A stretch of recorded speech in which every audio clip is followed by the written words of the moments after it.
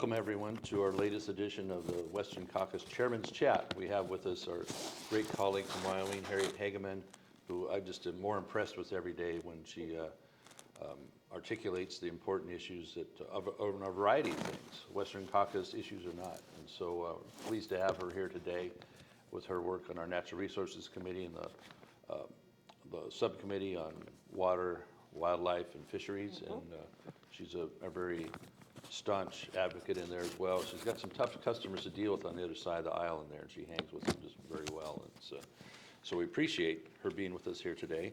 And we wanted to just get some of her thoughts on the important topics that face Western Caucus and, more importantly, the people of the West, people of rural America, as a battle just to try and do normal business. You know, I'm a farmer in my real life. We have so many ranchers in the West that face a lot of tough challenges here. So I want to hear Harriet's insight on that when we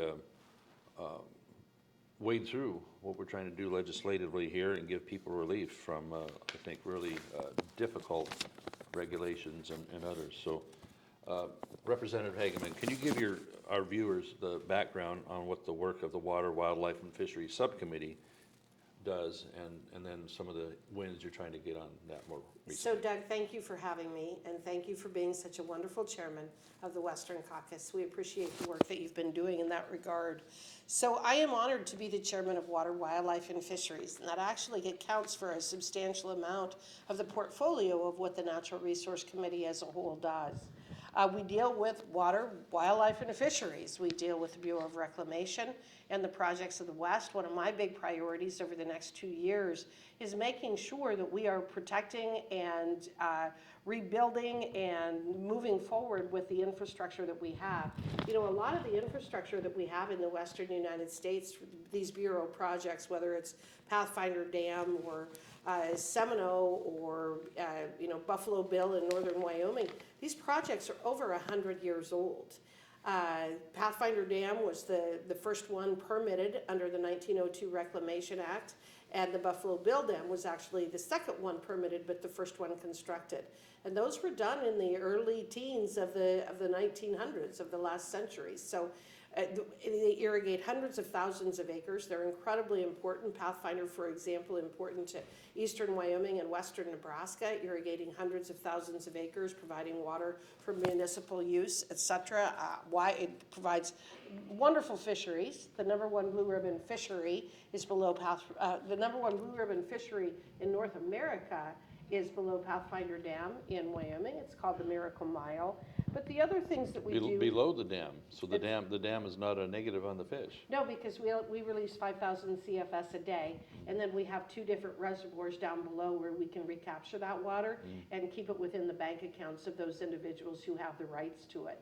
So we have Glendo Reservoir, which is a flood control dam of about 600,000 acre feet near Glendo, Wyoming, so it can recapture Pathfinder water, and then we just do an accounting process to make sure that it goes to the right people who have the water rights for the Pathfinder Reservoir. That's amazing. That's music to my ears, because all the water that we waste in Northern California and out through the Delta, I don't even want to go into it right now, but I'm glad you're able to do that in Wyoming. And that's another priority that I have. California is going to have to step up to the plate, and they're going to have to start building water infrastructure. And you know this better than I do, but California has the same water infrastructure in place today with 40 million people that it had in the 1960s with 16 million people. And that's why you're sucking air with your fire hydrants during catastrophic fires. And it also, they're releasing about 50% of the water that goes into your reservoirs is released as in-stream flow to again go out to the ocean. It makes no sense at all. There's a couple of projects that you're looking at in California that I would like to see move forward over the next 2 years. One is, I believe, the Patterson project, and then we've also talked about increasing the capacity of the Shasta Dam, and I think that those are really good projects that we need to be looking at, but California is going to have to do a better job of managing its water resources if it's going to meet the demands of its citizens. You see why I like her so much here as a Californian, but she's a great asset. Indeed, we're talking the raise of Shasta Dam, as well as building a project called the Sites Reservoir, which would take tailwater from Shasta Dam and pull it out of the Sacramento River and impound that. So it wouldn't even be damming a live stream. So it's The both fact extremely is- important, the water to the west, and our Arizona colleagues are very interested in that because the Colorado River is always a tussle down there. So that it does have western implications. It absolutely has Western implications, and anybody who thinks that the Colorado River Compact is the answer to the issues, the water issues in California and Arizona has put their head in the sand. That's not the long-term solution for meeting the water demand out there. Even if the river were to run at the historical levels that they were running at the time that the compact was entered into, that's 15 million acre feet. And that's divided between the upper basin and the lower basin.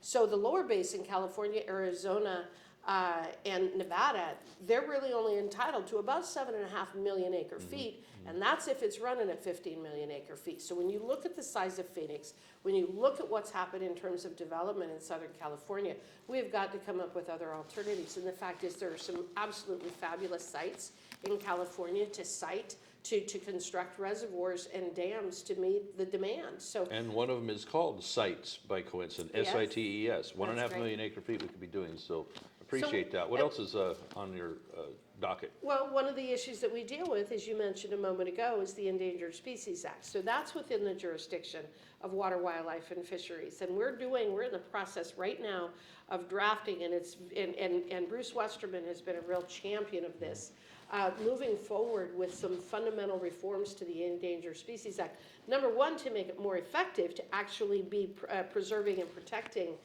endangered and threatened species, while at the same time making it so that we can have these projects that meet human needs. You know, one of the things I always say that the regulators seem to forget is that humans are part of the natural environment.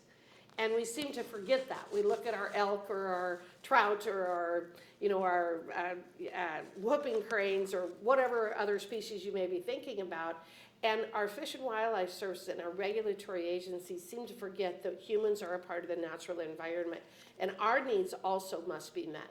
And the more prosperous we are, the better that we are at doing that, the more effective we are at protecting the rest of the natural environment, whether it is our prairies, our rivers and streams, our clean air, clean water, all of those things. We can do it all. That's a key point, because the more we rely on other countries for our strategic minerals, the rare earths like that, cobalt from Africa, or they don't do things environmentally nearly as consciously or cleanly as we do. I mean, sometimes our regulators take it too far a lot, but we can do things extremely well in this country, and especially the western states where so much is, like Wyoming, for example.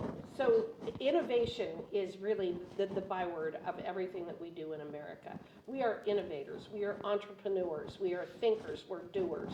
We have been throughout history. You look at what we created over the last 100 years, again, going back to these dams and reservoirs.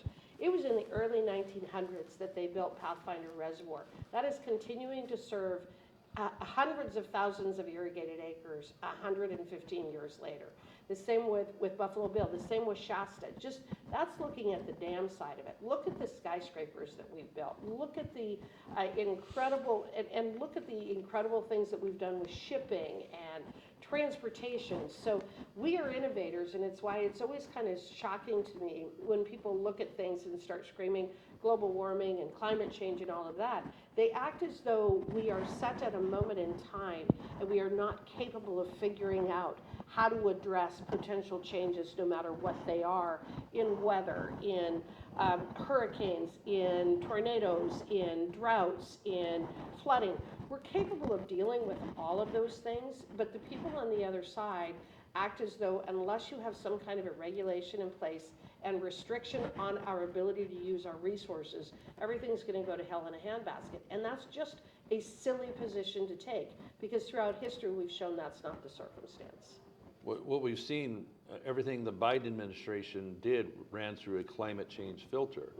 And when you break it down to what causes climate change, or is climate change necessarily a bad thing? I know I'm trampling through a minefield here, in some people's views. You can say it to me. But it's important we talk about what is real here. And carbon dioxide is supposed to be the biggest, scariest thing to come along, since World War II or more.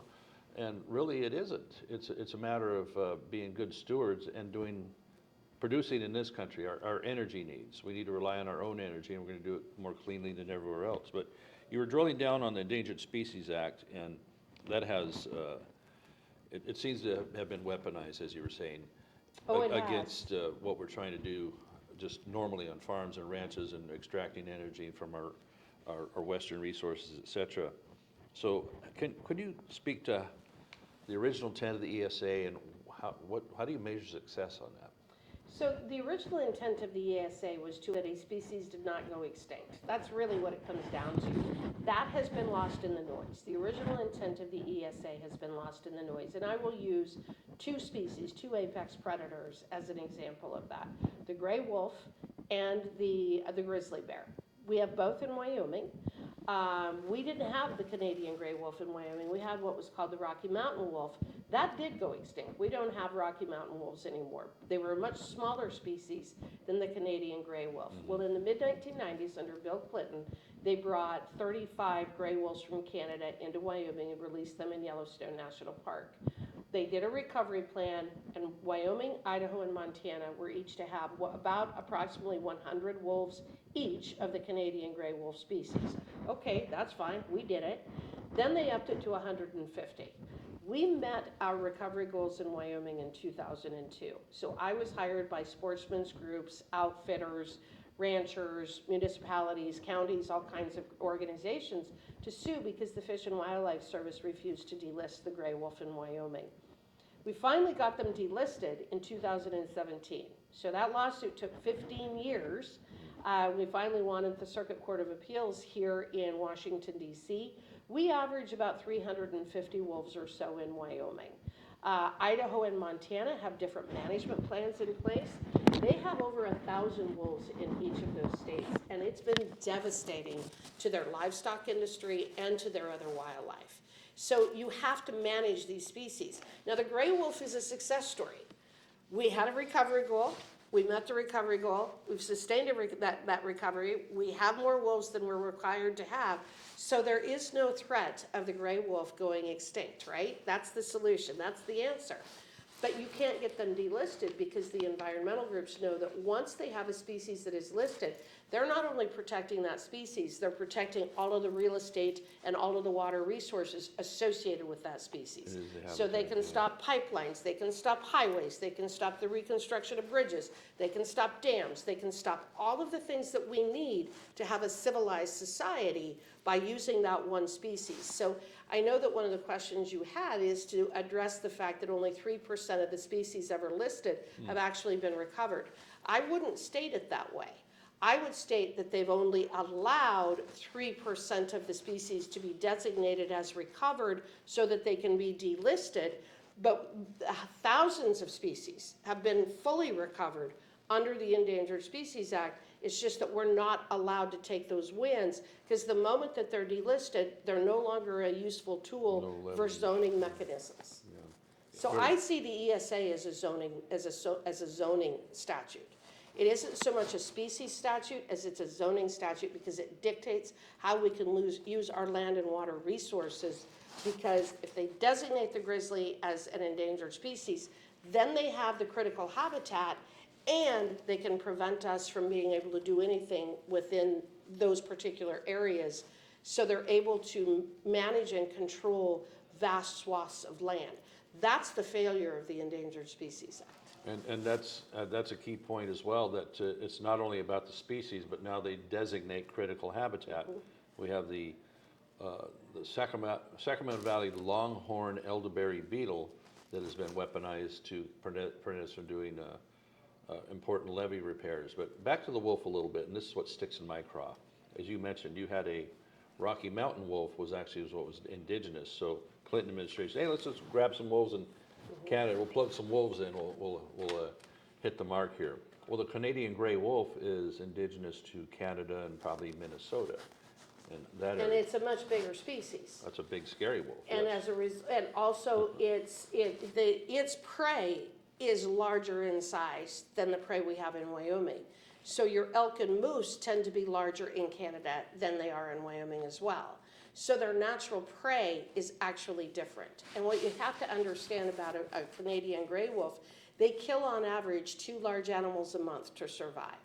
So if you have 1,000 wolves in the state of Idaho, they're killing about 2,000 head of something every single month to survive, whether it's sheep, or it's cattle, or it's antelope, or it's deer, or it's elk, moose, dogs, whatever it might be. They're killing on average 2 large animals a month to survive. So they can have such an incredible impact upon their ecosystem simply because of the numbers that exist. Grizzly bear is another one, again, an apex predator. They were listed as threatened in 1975 in Wyoming. We met the recovery goal in 2000 of over 500 grizzly bears in the greater Yellowstone ecosystem. We hit that in 2000. We have yet, in 25 years, 2.5 decades, we have been unable to get them delisted because every time we delist them, and we have over 1,000 bears, by the way, just in the Wyoming greater Yellowstone ecosystem. Every time we get them delisted, the enviros run to a particular judge in Montana. He relists them, and we then start the whole rigmarole over again. Wow, there needs to be an appeal process above that judge. That's ridiculous. Well, there is, but it's awfully hard to get before that goes to the Ninth Circuit. And you know how the Ninth Circuit acts. So prevailing in the Ninth Circuit Court of Appeals under the Endangered Species Act in an attempt to delist a species is incredibly difficult. And the Supreme Court doesn't take cases, and they know that. They know that. So that's how this system works. So in reality, what we've done is we've incentivized landowners to say, I don't have any endangered species. There are no endangered species on my property, rather than incentivizing them to be a part of the solution, because they're punished if there is an endangered species found on their property because of the restrictions that can be imposed It against their achieves ability. the opposite. I've observed that with, farmers. They don't dare want anything to grow or be on the land because all of a sudden you can't use your land. Not to drill too much on the wolf portion, but what really bothers me on that is that if you want to preserve that there's a Canadian gray wolf on the planet, then they're already there. There's tens of thousands of them in Canada and Minnesota. Why is it so it's arbitrary goal that you have to have them in Wyoming, you have to have them in Colorado? Now they're devastating parts of my district in Northern California where there's an estimated, I think, 77 that have been introduced. They're blazing through the spring calves as well as the smaller deer. I mean, they're just wreaking havoc on there, and everybody just looks the other way. Because they're zoning, because it's not about the species and whether they're going to go extinct. So that's what I say. You always have to go back to the intent of the Endangered Species Act was to make sure that the Canadian gray wolf or the grizzly bear or the whooping crane or the California condor do not go extinct. Okay, all right, we can deal with that. But what has happened is that over time, the power associated with the ESA is not in the species, it's in the water and property resources. Yeah. So that's why you don't want to delist. And that's where, so the other problem with this is when you keep a species delisted, you're actually deflecting resources away from species that may actually need help. And that's where I think it's another failure of the ESA. The California condor is threatened to go extinct. The whooping crane is threatened to go extinct. We have species that we can develop recovery plans for, and that we can address their habitat needs, their food needs, their water needs, their migration needs. We can figure that out, and we have species that we do need to help. But what we've done is when you take these big apex predators like I'm talking about, the reason that the enviros like them so much is they cover such huge swaths of land. So it's more and more and more property that they can control. It's why the monarch butterfly is such a huge threat. If they were ever to try to list the monarch butterfly as threatened or endangered, think about its migration path. Yeah. It could just be absolutely devastating to an enormous part of the entire United States. And there are several of these species. The sage grouse in Wyoming threatens to destroy our oil and gas industry, yet you have sage grouse everywhere. But that is always the threat that's hung over our head. And what they do is they basically require and demand more and more resources being set aside for the sage grouse. Again, it's a zoning mechanism to limit growth. Sage grouse, Northeast California, Western Nevada, me and Mr. Amadei deal with that. It's on the cusp of being listed, and then they do some management that helps just keep it off the list, but it's always a threat there. Yes. And sometimes when it's even not on the list, they manage the lands anyway and keep you off of it. We're dealing soon here with the longfin delta smelt. Now, the regular delta smelt, since 1992, has had millions of acre feet of water swept through the Millions. delta, many, many millions. I know. In order to somehow help that fish, and it's almost like it's made it worse. And so we've had, farms in the Central Valley, in San Joaquin Valley, one of the richest in the world with so many fruit and vegetable crops, et cetera, have had their allocations cut drastically over the years. Drastically. And so they have to use their wells more. Now they have they have subsidence because, they might take a little more than they should be, but they have to keep their crops. That means that they're groundwater mining, which they're not getting the recharge that they need. And Right. that's And potentially surface water long-term causes- devastating. Surface water causes recharge. You don't let them have the surface water, then they turn to the wells and they say, we're gonna have to limit your well use. It's just a zero sum. And so we end up with the state saying, well, why don't we just put solar farms out there? That's an insult to anybody who knows what farming is. A solar farm is not a farm. Well, it's definitely a doom loop that doesn't work when you start using common sense. In Wyoming, just looking at the North Platte River, we estimate that we use and reuse that water 7 times between when it comes into the state in southern Wyoming and leaves the state into Nebraska. And the reason that is because we irrigate. A lot of people don't understand all of the incredible benefits of flood irrigation. It recharges your aquifer. It slows that water down so that when you do have reservoirs, you're timing that water out at the same time that you're timing the water in, so that a 1,000,000 acre foot reservoir actually can exponentially store more than that, because you're bringing the water in later in the season as it's being released from the soils, the deep percolation and the runoff from the irrigation up above. And then as it goes through your various reservoirs, and again, that return flow keeps returning to the stream, which is about 50% on average, is the estimated return flows from flood irrigation.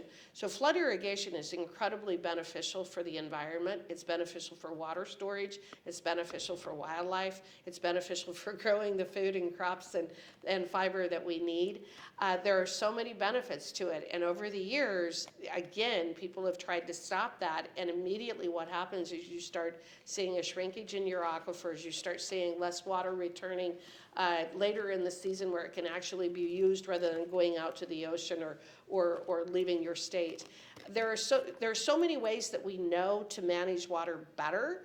It's just that the people who are the radical environmentalists have kind of taken control of this dialogue and do not understand how all of these things fit together and why they're so beneficial. I might say they do understand. It's something a little more insidious than that. Yes, thank you. And so, because we need to do a tour in California of just exactly what you're talking about, because we don't multi-use the water. It seems to be, Shasta Dam, they released 2 million acre feet from Shasta Dam since the middle of January through February that didn't get picked up by the site's reservoir if we had built it. It did not get picked up by the Delta pumps to top off what's known as San Luis Reservoir, or go into the aqueduct like President Trump talked about, moving it into the Central Valley for groundwater recharge. Some of it got to recharge, but it wasn't really because of the pumping. Or even onto LA, where you saw the fire situation there. So California, even though it's an arid state, is not really water short. It's water management deficient. Yes, I would agree with that. My great-grandfather came to Wyoming on the cattle trail in 1879. He came north from Texas on the cattle trail. And he wrote about the fact that when he first arrived in Wyoming Territory at the time, there were very few fisheries. And everybody thinks that without man, you would have this abundance of wildlife. Well, you don't, because we're the ones who develop the water resources. So in a place like Wyoming, where the vast majority of our water comes from runoff and snowpack, you would have the runoff in the spring and in the early summer, but our rivers and streams were dry by July and August, and they would be dry for 6 to 8 months. And so when you didn't have fisheries, they would be situational fisheries, but they didn't last year round because they couldn't, because most of our streams were dry. Even the North Platte River dried up every year. We did a fluvial geomorphologist I worked with many years ago. He did a full analysis of the Platte River and the North Platte River. Even as recently as the 1940s, we were seeing that river dry up. But then with the construction of Pathfinder and Seminole and Glendo, Glendo was in the 50s, but with the construction of those reservoirs and the irrigation that I'm talking about, it actually has kept that river and the streams live year-round. And again, the #1 blue ribbon fishery in North America is the Miracle Mile below Pathfinder Reservoir.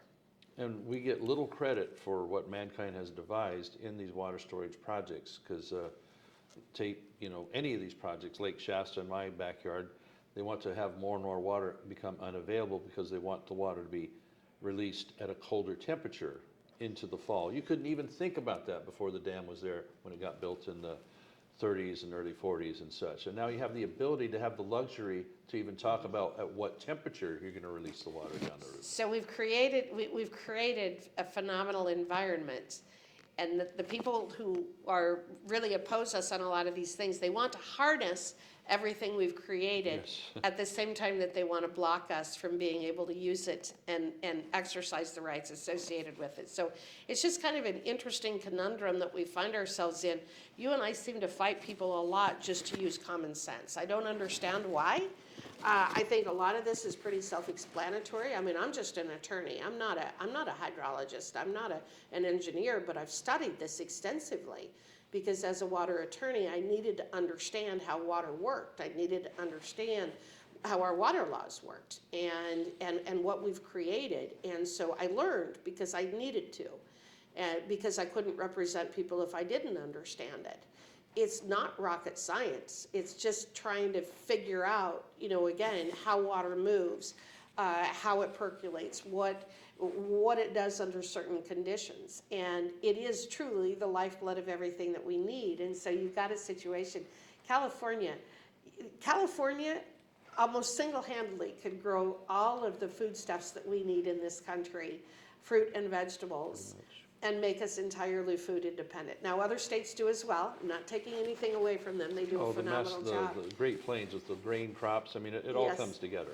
But California, talk about just an absolutely incredible place, topographically, hydrologically, climate, soils, everything that you need. And for the last 50 to 60 years, the elected people in that state have done everything possible to destroy what we created to make it the beautiful place that it is. They want the asset we create, and they're denouncing at the same time. And we're talking dams and water storage, and they took out the hydroelectric dams on the Klamath there, which made hydroelectric power, which is CO2 free. If we're all worried about CO2, CO2, by the way, is only 0.04% of the atmosphere. I was hoping you would say that. Yeah, thank you. And really the gas of life, you don't grow crops without it. I mean, it's the fertilizer, it's the food, it is what is used. That's what they in photosynthesis. That is what is used to create the crops. That's what's so bizarre, that they pick the one gas that you have to grow the food that we consume. It's very important. So we're not talking rocket science. We're talking what I like to call tailgate common sense. I'll put a couple farmers or ranchers. I used to listen to my dad and his good friend talk about managing their ranches and moving water around and stuff. And I just knew they were genius from the common sense way. They were logically looking at things, and they didn't need a PhD from somebody from somewhere to help figure that out. And not that, they do offer something good on that, but really it's going to come from the people in the heartland, the people that we represent and are just trying to help keep their livelihoods going. When the misinterpretation and weaponization of the Endangered Species Act and Clean Water Act, Clean Air Act, those are all good things when they were passed in the 70s. They've been weaponized against the things that we should be doing. So you hear a lot about, what is it that they talk about? Equity. They talk a lot about equity and how we have to, the environmental equity. And they talk about how we have created these terrible problems. And what people, again, don't recognize is that, let's use DIA as an example, Denver International Airport, because that's one of the more recent airports that was constructed. That was constructed, it opened in 1995, so just 30 years ago it opened. And at the time when they constructed that, they bought 56 square miles of land. As I recall, it was a huge airport and it was a long ways from town. Yeah, well, not anymore. Yeah. Not anymore, because then everybody moved out there and created the housing development. It's the same thing with what Stapleton Airport was in Denver when it was first constructed, 80 years ago or whatever it was. That wasn't in the heart of downtown. But as these things are constructed, whether it is manufacturing plants or it is airports or whatever it may be, the people are going to move there. They're going to move to be closer to work. They're going to move to be closer to whatever the hub is that is kind of the center of their life. And so many Democrats and environmentalists look at that development over time and they act as though, well, you shoved that refinery right in the middle of that community. No, that refinery existed before the community did. The community was built up around it. And they somehow see that kind of natural development as racist, as anti-poverty, as all of these different things. Thank you so much. Environmental justice, what does that even mean? Environmental justice, and I asked that question, what does environmental justice mean? And, Buttigieg used to talk about that roads and highways are racist, and it's like, well, they built the houses and the homes and the developments and the other related businesses around that particular manufacturing plant because that's where they all worked. That's where they came to. And Harriet, too, my theory on that is that, maybe it's less desirable to live next to an oil well in Bakersfield like that. So the land is cheaper there. Well, someone speculates and going to come someday and say, well, there's cheap land there. Let's build some houses a little closer to that than we would have before. That'll be less costly housing. So who's going to buy it? Lower income folks, perhaps. You move closer and closer as land becomes less available. Pretty soon you're right next to the oil well. Well, then you complain about the oil well, like, oh my gosh, it's toxic, it's noisy. We have that related to farming in Wyoming. So some of our county commissioners have adopted resolutions about the right to farm. Yeah. And it specifically states in their resolutions, we may be baling hay at 3 o'clock in the morning when the dew point's correct. We may be plowing at 4 o'clock in the morning. We may be seeding. We may be harvesting at 10 o'clock at night. So just understand, if you're going to come to our community, farming is what we do. This is our way of life, and it can be noisy, and it can be dusty, and it can be dirty, and you can have some flooding in your basement because of irrigation, but we're giving you fair warning. There might be a tractor going down the road at 12 miles an hour that you're going to get behind, and you have to wait a little while to get around them, Yeah. All that is. But that doesn't want to be acknowledged anymore. People want to be litigious. They want to And that's where it's a backward way of thinking. When I look at DIA and I look at all those housing developments that have been built up around there, in 20 years we're going to start saying, okay, DIA was a terrible development because they put that airport right in the middle of all this housing when it was actually just the opposite. And I think that's played out over time throughout the country. And now you and I are trying to preserve those facilities, that manufacturing, those opportunities, those businesses, and we have so many people who are saying, well, it's wrong for the people who live there. That's not fair to them.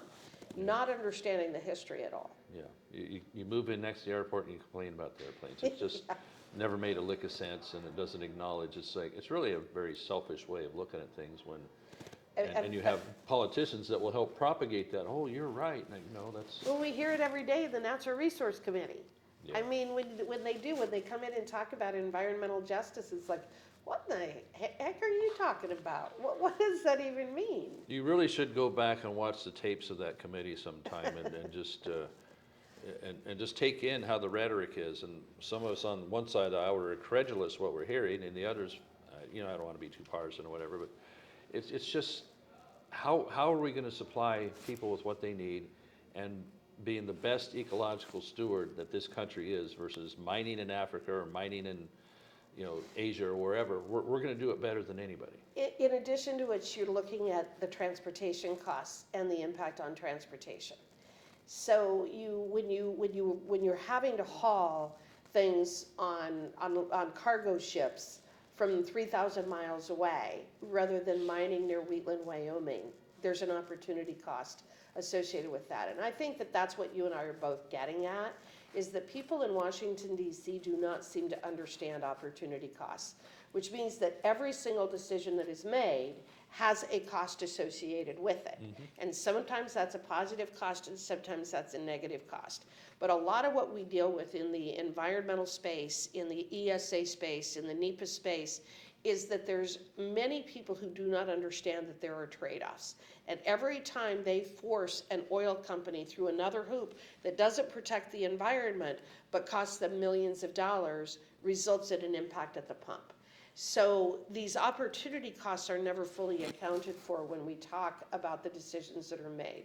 Whether, again, it is spending money on a recovered grizzly population and having fewer resources to address the whooping crane. So that is part of why this is a really important dialogue right now. We need to do a better job of educating people that the choices that they make have costs. We just need to make the best decisions. And the other thing I'm going to keep coming back to is that we as human beings are a part of the natural environment. And we need to be able to meet those demands as well, whether it is housing, or it is food, or it is energy, or it is the facilities for transportation. We have to address all of those.